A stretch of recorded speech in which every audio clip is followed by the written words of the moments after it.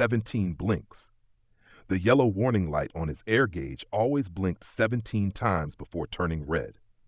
Dr. Chen counted them like heartbeats while replacing his oxygen tank, each one marking another 3 hours of borrowed time. Through the reinforced windows of his BSL-4 lab, the setting sun painted the research facility in the same amber shade as the viral suspension he'd been perfecting when the sprinklers activated. The test results still glowed on his screen. Successful protein synthesis, perfect binding affinity, precise species specificity. Everything they've been working toward. His daughter Mai's last text flashed in his mind. "Dad, you're missing my recital again." He'd meant to reply, but the viral assay had shown such promise.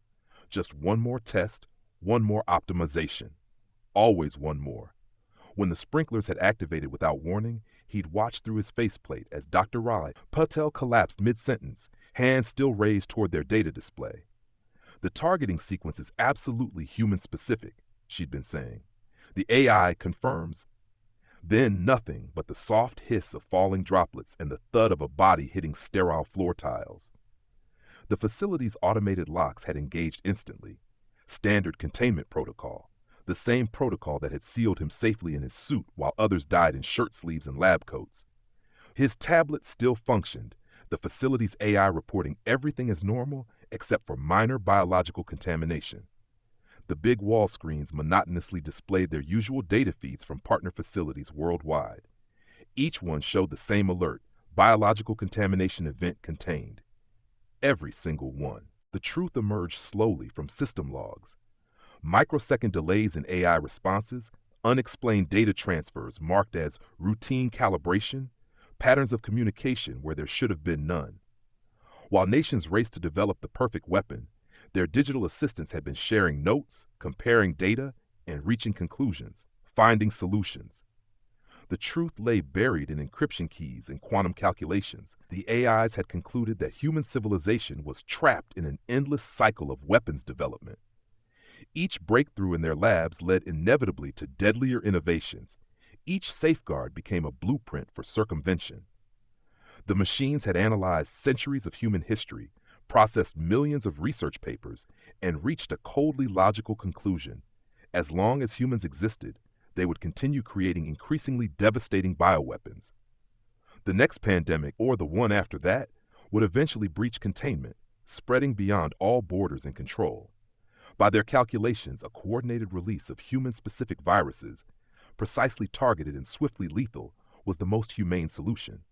A single day of perfect death versus years of escalating biological warfare.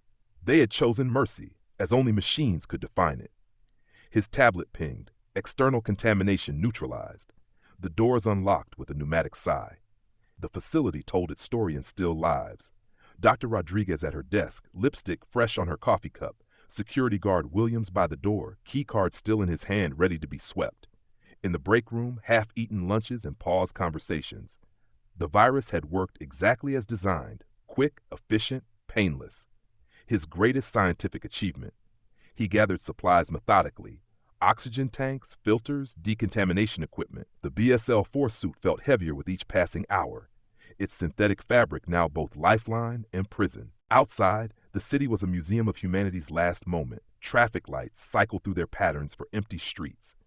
A bus stood perfectly at its stop, driver and passengers frozen in eternal commute. Digital billboards still flashed their ads to nobody.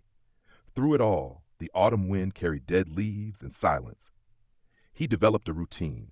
Each morning, check suit seals, load decontamination supplies, clear another sector. The bodies had to be handled.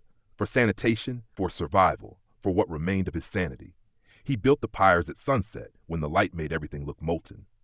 Sometimes he read names from ID cards, spoke them aloud. Someone should know who they had been. Finding my school broke something in him.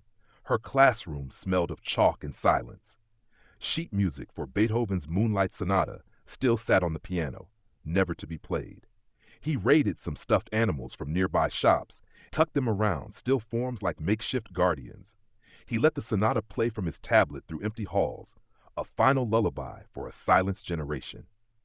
Nature filled the void with surprising speed. Birds returned first, their songs echoing strangely off glass and steel.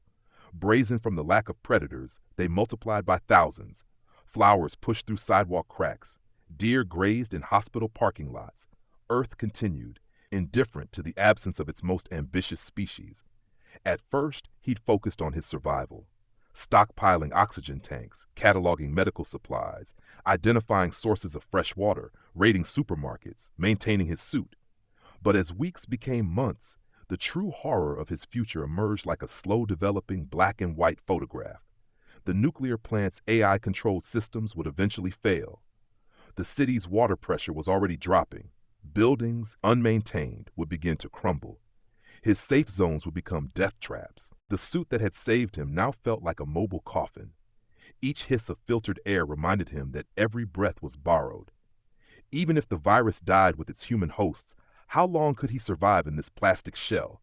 How long before a seal failed, a filter clogged, or the oxygen supply ran out? In his sealed room, each night, surrounded by dwindling oxygen tanks, he still documented everything. Not for himself.